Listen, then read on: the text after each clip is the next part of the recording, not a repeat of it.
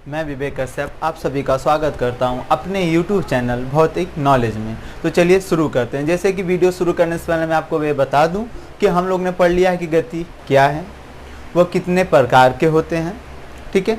सदिश राशि और अदिश राशि क्या होता है, ठीक है। तो हम लोग ने वीडियो के लास्ट में यह भी बात किया था कि हमें गति टॉपिक में, गति संबंधित टॉपिक्स में हमें 7 परिभाषाओं के बारे में जानकारी लेनी है। जैसे कि उसमें से हम लोगों के बारे में एक एक करके सबके बारे में जानकारी लेने की कोशिश करेंगे, ठीक है। तो सबसे पहले हमें मिल रहा है कि दूरी, यानी इसको इंग्लिश में कहते हैं डिस्टेंस, ठीक है। तो डिस्टेंस किसे कहते हैं, तो हम इसके बारे में बात कर लें कि किसी समय अंतराल के द्वारा वस्तु का अपने मूल बिंदु से तय किए गए मार्ग की लंबाई दूरी कहलाती है, ठीक है। जैसे कि हम लोग उदाहरण संबंधी समझते हैं कि अगर कोई वस्तु अपने इस पॉइंट पे है और कुछ समय बाद वह वस्तु ए यहाँ पे आ गया, यानी पहले यहाँ पे था अब यहाँ पे आ गया, ठीक है। तो जो ये मार्ग बना, जो ये लंबाई हुई,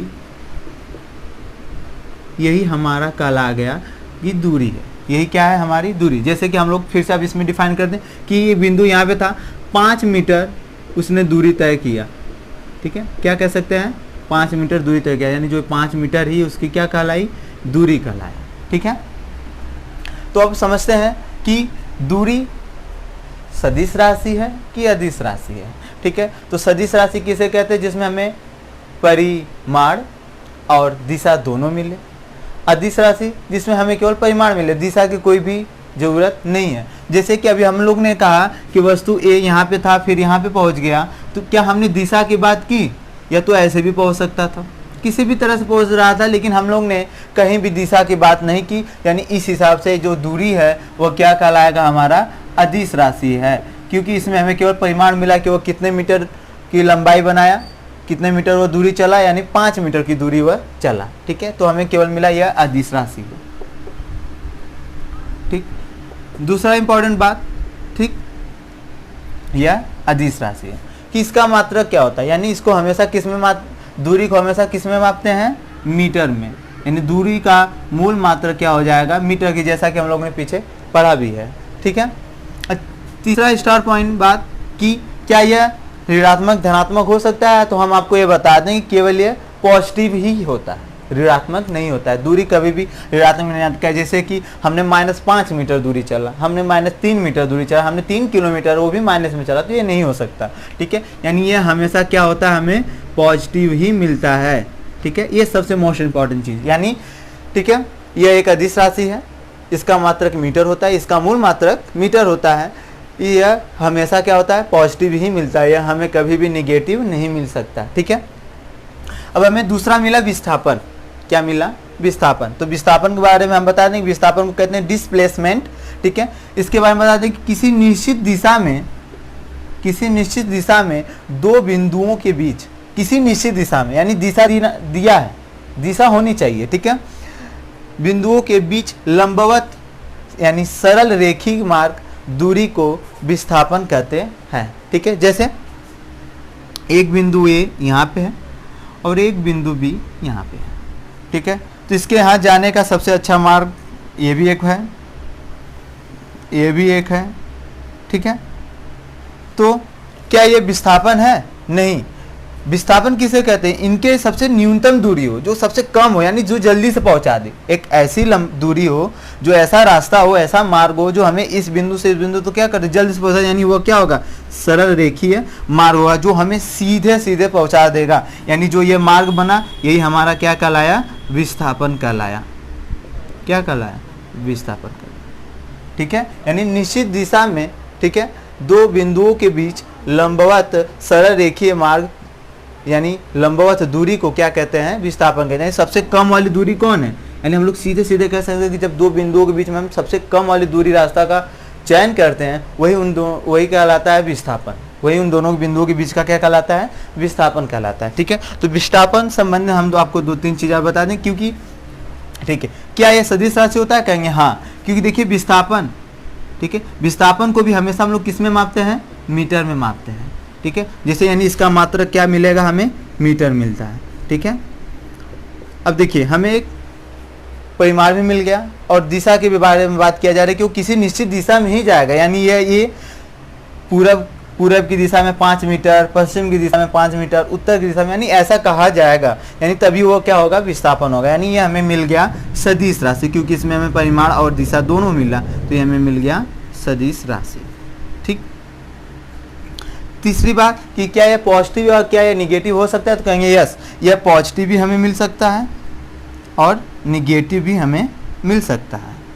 ठीक है, और एक सबसे मोस्ट इम्पॉर्टेंट चीज़ जो हम आपको बता दें कि जैसे कि कोई वस्तु ए बिंदु से चला और बी बिंदु पे गया, फिर बी बिंदु से ए बिंदु पर आ गया, ए से गया बी पे और बी से फिर आ गया ए पे, तो क्या विस्थापन हुआ? विस्थापन हुआ? तो कहेंगे विस्थापन नहीं हुआ, तो यहाँ पे हमें विस्थापन नहीं मिलेगा। ठीक है, तो विस्थापन हमें कब मिलेगा? जब उनके बीच में कोई हमें दूरी मिले। ठीक है, अगर हम यहाँ से, जैसे कि हम अपने स्कूल से घर पे आए, फिर घर से स्कूल पे जाए, तो कोई विस्थापन हुआ? नहीं हुआ, क्योंकि हम तो वहीं पे हैं, अपने विद्यालय पर ही हैं। ठीक है, तो कोई विस्थापन नहीं हुआ, जो कि बहुत ही अच्छी चीज़ें हैं। ठीक है, तो यह इसका मात्रक मीटर होता है, इसको सदिश राशि कहते हैं। ठीक है, यह पॉजिटिव और नेगेटिव दोनों में हो सकता है। ठीक है, ठीक है, राशि। ठीक है, तो चलिए हम लोग ने 2 के बारे में जानकारी ले ली, चलिए आगे के बारे में जानकारी लेते हैं। ठीक है, तो जैसा कि अब हमें क्या मिलेगा कि चाल। ठीक है, तो चाल किसे कहेंगे? तो हम लोग कह सकते हैं कि चाल को अंग्रेजी में स्पीड कहते हैं। ठीक है, तो चाल कहेंगे कि किसी वस्तु के दूरी की दर को क्या कहते हैं? चाल। यानी हमें ये बताया जाए कि कितनी दूरी कितने समय में तय की गई है। जैसे कि हमें मिलेगा कि चाल बराबर दूरी बटे समय, यानी दूरी का मात्रक मीटर और समय का मात्रक हमने आपको हमेशा बताया कि क्या होगा, कि सेकेंड होता है, हमेशा क्या होगा, सेकेंड होगा। ठीक है, तो यानी मीटर प्रति सेकेंड, यानी इतने मीटर दूरी, यानी हम लोग इसको अगर सीधे सीधे बात कह सकते हैं कि 1 मीटर की दूरी 1 सेकेंड में, 1 मीटर की दूरी 1 सेकेंड में तय की जाए, तो इसे मिला के हम लोग क्या कहेंगे, चाल कह देते हैं। क्या कह देते हैं? चाल। ठीक है, तो इसका बड़ा रूप हमें मिलता है, मीटर का बड़ा रूप क्या मिलेगा, किलोमीटर। समय का बड़ा रूप प्रति घंटा, यानी ये हमें कहाँ मिलता है? ये हमें अपने बाइक वाइक में देखने को मिल जाता है कि लिखा जाता है कि नहीं इतने किलोमीटर प्रति घंटा, ये भी एक। ठीक है, तो ये इसी का बड़ा रूप है। ठीक है, तो यानी हम लोग कह सकते हैं कि चाल किसे कहते हैं? किसी वस्तु की दूरी की दर को क्या कहते हैं? चाल कहते हैं। यानी चाल बराबर दूरी बटा समय, यानी मीटर प्रति सेकेंड, ये क्या होता है, मात्रक होता है इसका, चाल का। ठीक है, तो क्या भी ये सदिश राशि अदिश राशि होता है? तो क्या हमने इसमें दिशा की बात की, हम लोग ने दूरी किया और समय किया। ठीक है, तो दूरी जैसे ही हमको पता है कि ये क्या है, एक अदिश राशि है, और समय में किसी भी दिशा से कुछ लेना देना नहीं है, तो यानी हम लोग कह सकते हैं ये अभी एक क्या होता है, अदिश राशि होता है। चाल भी अदिश राशि होती है। ठीक है, चाल एक अदिश राशि होती है। ठीक, अब हमें मिलेगा वेग। वेग क्या होता है? यानी इसको इंग्लिश में कहते हैं वेलोसिटी। क्या कहते हैं? वेलोसिटी। यानी वेग यानी वेलोसिटी, यानी किसी वस्तु के विस्थापन की दर को, यानी विस्थापन की दर, जैसे कि अब हमने पीछे बार किसी वस्तु की दूरी की दर, यानी कितनी दूरी कितने समय में चलेगी, यानी कितना विस्थापन कितने समय में किया गया, या कह सकते हैं या कि एक निश्चित दिशा में, किसी निश्चित दिशा में प्रति सेकेंड वस्तु द्वारा तय की गई विस्थापन को वेग कह सकते हैं। यानी प्रति सेकेंड, यानी हर एक सेकेंड में जितनी भी वस्तु द्वारा विस्थापन किया जा रहा है, ठीक है, उसी को क्या कहते हैं, विस्थापन कहते हैं। लेकिन वो कहाँ होना चाहिए, किसी एक निश्चित दिशा में होना चाहिए। ठीक है, यानी यहाँ पे आपको दिशा मिल गया। ठीक है, तो हम लोग क्या बात कह सकते हैं विस्थापन के वेग के लिए, तो कि किसी वस्तु के विस्थापन की दर को वेग कहते हैं,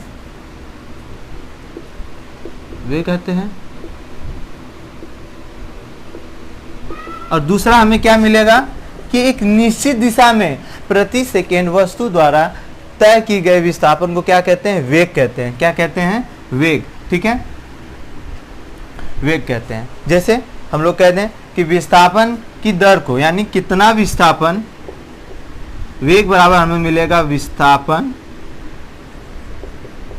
ठीक है, इसको हम लोग यहां देख लेते हैं। हमें मिलेगा वेग बराबर विस्थापन बटा समय, ठीक है, बराबर हमें मिलेगा विस्थापन बटा समय। यानी विस्थापन को किससे मापते हैं? मीटर से प्रति सेकेंड, मीटर प्रति सेकेंड। यानी वेग का मात्रक क्या मिल गया हमें? मीटर प्रति सेकेंड। तो क्या यहाँ पे भी हमने दिशा की बात की? तो कहेंगे हाँ, यहाँ पे दिशा की बात की गई है कि एक निश्चित दिशा में प्रति सेकेंड वस्तुतः तय की गई विस्थापन को क्या कहते हैं? वेग कहते हैं। यानी इस प्रकार से यह क्या हो गया? हमारा सदिश राशि मिल गया। ये हमारा क्या हो गया? सदिश राशि हो गया, ठीक। अब संवेग का ही कह सकते हैं कि कहीं ना कहीं रूप संवेग होता है, मोमेंटम, ठीक है। जब हम वस्तु के द्रव्यमान व वेग के गुणनफल को क्या कहते हैं? संवेग कहते हैं। यानी हम लोग कह सकते जब वस्तु के द्रव्यमान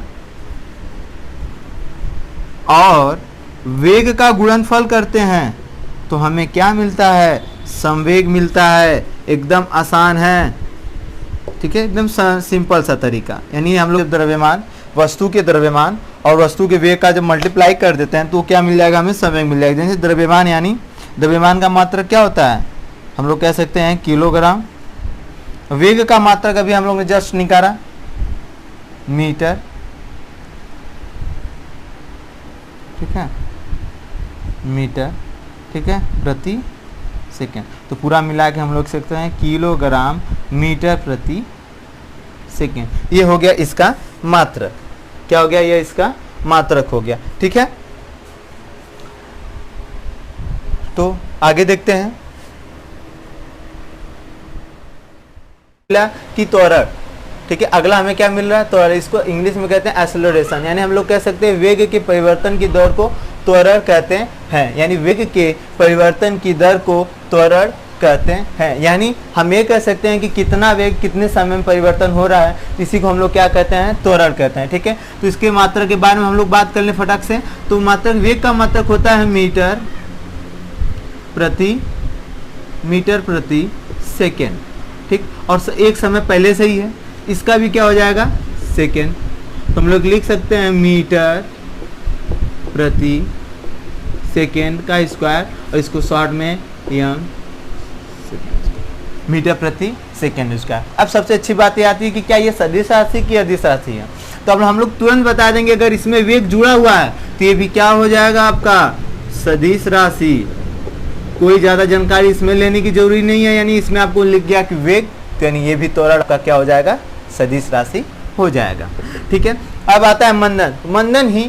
मंदन कहीं ना कहीं त्वरण का ही एक छोटा सा भाग है, ठीक है। इसके बारे में समझते हैं। कहते हैं मंदन को रिटार्डेशन बोलते हैं। कह रहा है यदि समय के साथ वस्तु का वेग घट रहा है, यानी समय के साथ वस्तु का वेग क्या हो रहा है?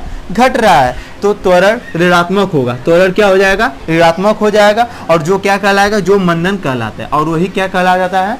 मंदन कहलाता है। यानी हम लोग कह सकते हैं अगर वेग आपका ऋणात्मक हो रहा है, ठीक है, तो वही आपका क्या कहला जाएगा? मंदन। लेकिन उस किसके साथ होगा? समय के साथ। ये समय बहुत ही इंपॉर्टेंट चीज है इसके लिए। तो चलिए, तो हम लोग ने आज के वीडियो में गति संबंधित 7 परिभाषाओं के बारे में अच्छे से जानकारी ले ली है, ठीक है। अगर आप हमारे वीडियो पे नए हैं तो वीडियो को लाइक, शेयर, कमेंट जरूर करें और हमारे चैनल को सब्सक्राइब करना न भूलें। तब तक के लिए धन्यवाद। मिलते हैं अगले वीडियो में।